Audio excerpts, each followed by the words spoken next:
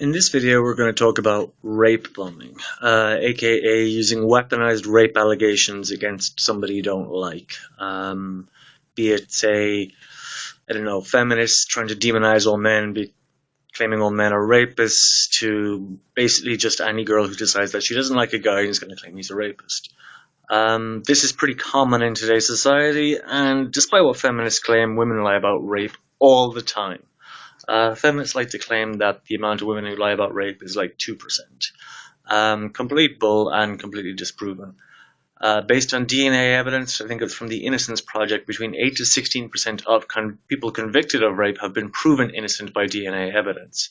Based on FBI surveys on thousands of cases, 26% of all accusations where the DNA evidence has been submitted for review have excluded the primary suspect, normally because the woman's been like shagging somebody else besides the person she claims raped her. And that's actually a significant underestimation on the amount of false accusations out there. Based on women who have admitted to lying when confronted by a lie detector test, you're looking at between 40 to 70% of women who go to the police have actually lied about rape. But feminists try and convince us that there's more rapists running around than there's women who've got an axe to grind against an ex, or for various different reasons somebody they don't like.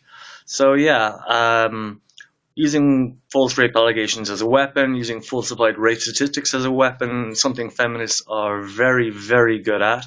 They do a number of surveys where it's like they'll do a survey and go, have you ever had sex while you've been drunk?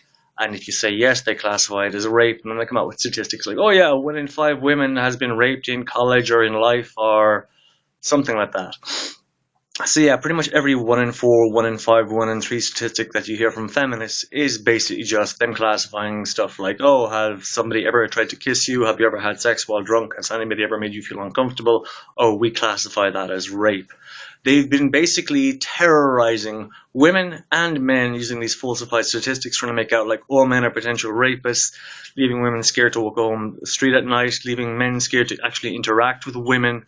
And yeah, it's all just fucking terrorism. It's emotional terrorism, emotional manipulation, and it's using rape allegations as a weapon. And that's essentially what rape bombing is.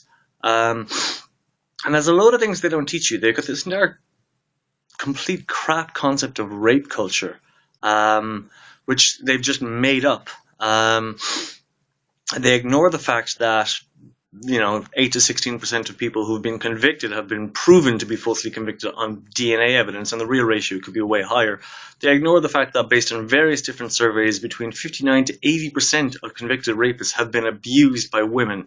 They ignore the fact that the rate of child abuse is 5 times higher than reported child abuse, is 5 times higher than the amount of reported rapes, and the estimated rate of child abuse is about 10 times higher. That women make up the vast majority of child abuse, and that female child abusers target younger children, are more likely to use objects, and that, yeah, I think it's like the high 90% of men who've been abused, rapists who have been abused by women, and it is 79 to 80% of those people have been abused by women that are convicted of rape. So yeah, rape is a learned mimetic, and it's the mothers who abuse their children and get away with it who actually caused this. But feminists will turn around and they will defend female child abusers, demand women never be prosecuted for anything. They come up with bull excuses like, oh, you don't know what sort of stress she had to go through by sitting at home and abusing her children while her husband was out working, all this sort of stuff. And they've gotten to the stage where they have essentially gotten colleges performing witch trials in the US. They have actually gotten to the stage where now in the UK you are guilty until proven innocent if a woman accuses you, despite the fact that half the people accused are innocent, and they are making it impossible for men to defend themselves, and they're making it more and more easy for women to actually turn around and use rape allegations as a weapon. They falsify rape statistics, they demonize men, and then they claim women never lie about rape. Well, everything they say is a lie. Okay?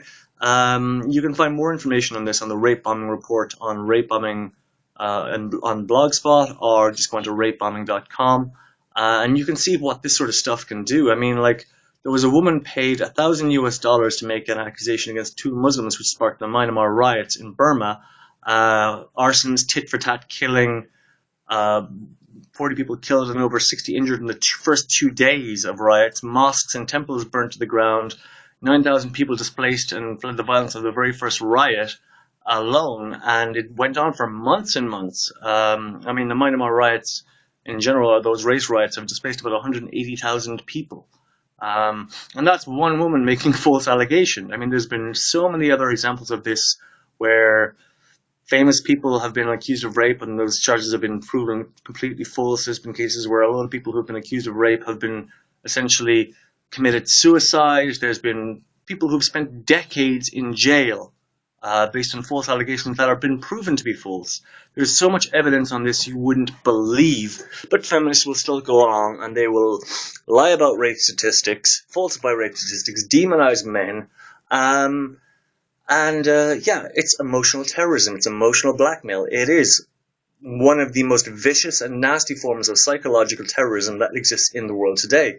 And these are the people who are on equality boards. These are the people who are like justice ministers for equality. These are people who are making the laws. These people are getting laws put into place in countries like England where you're now guilty until proven innocent. It's an inquisition. It's a witch trial. It's complete bull. And the people who do this should be locked up. You know, so I mean, like, there's a lot of information out there, but just go on to rapebombing.com, do some research on it, do some reading, check the links, do your own research, and you'll find that this stuff is true. I mean, rape is a byproduct of child abuse, and women who abuse children are just almost never prosecuted. They get away with murder, they get away with raping children, and, you know, the court lets them off with a slap on the wrist because they're women. For those of you who aren't aware, I suggest you go on to realsexism.com and check that out as well. Gender bias against men favoring women is 6 times larger than racial bias. You get a situation where, men get 65 or 63% longer sentences than the woman for the same crime and are 165% more likely to be convicted. In the UK, you're 3 times more likely to be arrested for being a man and 9 times more likely to be prosecuted. The entire system is rigged against men. And the most effective weapon that feminism has used to demonize and terrorize half of the population of the planet is rape allegations, false rape allegations using falsified statistics.